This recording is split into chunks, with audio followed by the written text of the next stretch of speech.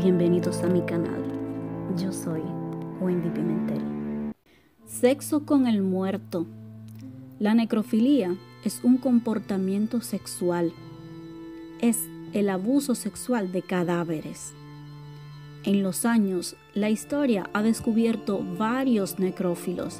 Ahora les elencaré algunos de los más famosos. Henry Bleuler.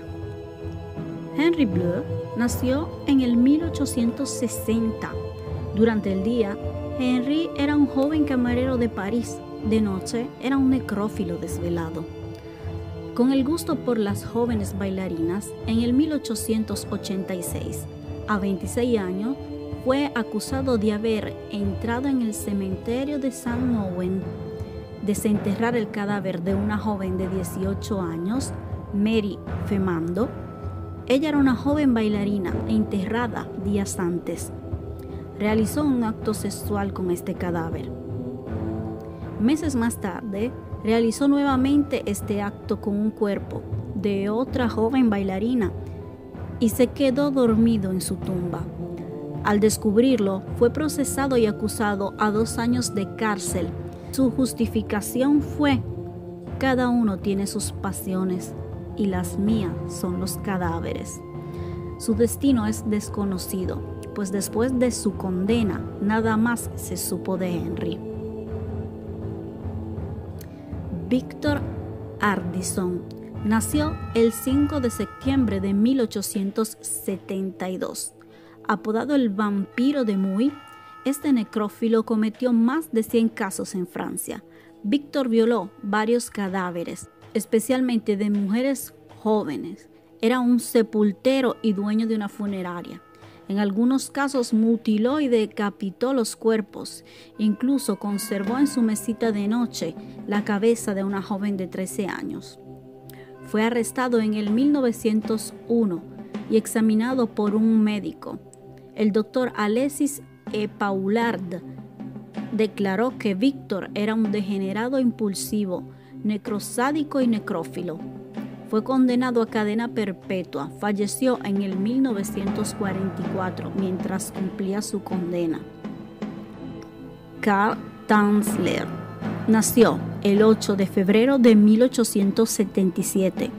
Era un radiólogo de la Florida que desarrolló una mórbida obsesión por una bella cubana, María Elena Ellen Milagros Hoyo. Entre el 1910 y el 1931, María Elena fue una de sus pacientes que murió de tuberculosis.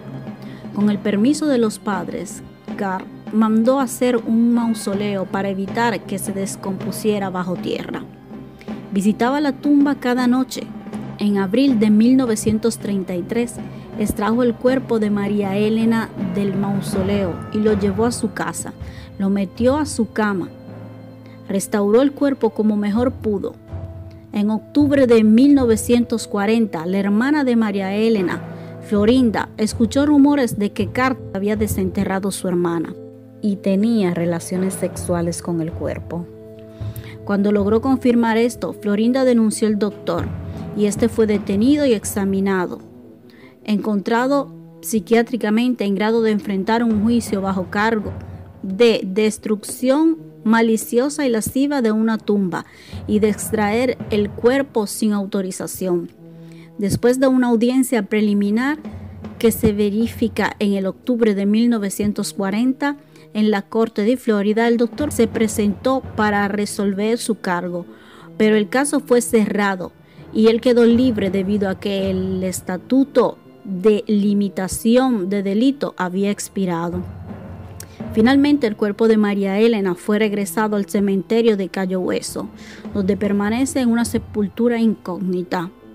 Por otro lado, el doctor, separado de sus objetos, utilizó una máscara mortuoria para recrear el cuerpo tamaño natural de María Elena y vivió con este hasta su muerte, ocurrida el 3 de julio de 1952.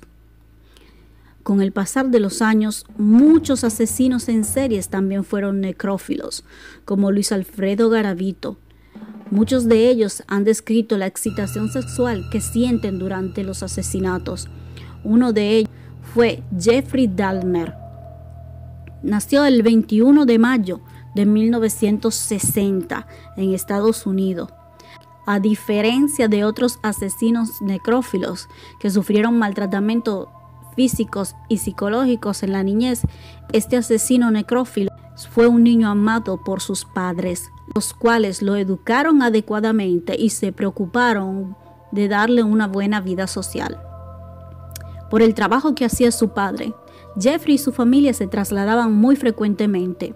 Esto ocasionó que Jeffrey se volviera más introvertido. Crecía y su padre se lo llevaba a pescar. Su diversión preferida era abrir el canal a los peces y ver cómo morían. A 10 años le gustaba caminar por la carretera para buscar animales atropellados. Los llevaba a su patio y los abría para ver lo que tenían adentro. También tenía una gran colección de varios insectos dentro de formol. En la secundaria, sus compañeros de escuela lo consideraban extraño y extravagante. Era notorio a muchos que tenía problemas con el alcohol. A 20 años, en el 1979, su padre lo convenció a entrar en el ejército. Fue mandado en Alemania, donde permaneció por un tiempo. Pocos años después fue dado de baja por el alcoholismo. Sus crímenes comienzan antes de ir al ejército en el 1978. Se piensa que su primera víctima fue Steve Ickes, el cual recogió mientras estaba haciendo el autoestopista. Lo llevó hasta su casa, pero cuando se dio cuenta de que el joven no estaba interesado a él, lo golpeó en la cabeza con una pesa para luego estrangularlo. Lo desmembró y lo puso en una bolsa de plástica. Lo metió en su coche para llevarlo al vertedero más cercano. Mientras conducía, la policía lo paró porque conducía demasiado hacia la izquierda. Le preguntaron que qué llevaba dentro de las bolsas y él simplemente respondió que llevaba basura. Le creyeron y lo dejaron ir. Simplemente le pusieron una multa por conducir fuera del carril. Regresó a su casa con el cadáver y lo llevó hasta el sótano. Sacó la cabeza de un saco y se fue al baño. Allí lo apoyó al suelo para luego masturbarse. Cuando terminó, guardó nuevamente los restos del cuerpo y lo escondió en una tubería de su casa.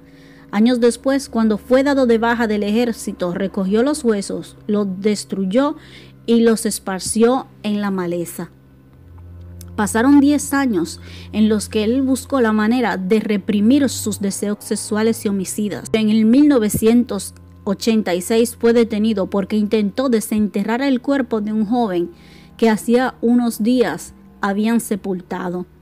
En el 1987 conoció a Steve Taumi en un bar gay. Allí bebieron hasta emborracharse. Se fueron a una habitación del hotel, pero Dahmer no recuerda cómo lo asesinó. Simplemente cuando despertó, su amigo Steve ya estaba muerto. Para deshacerse del cadáver, compró una maleta.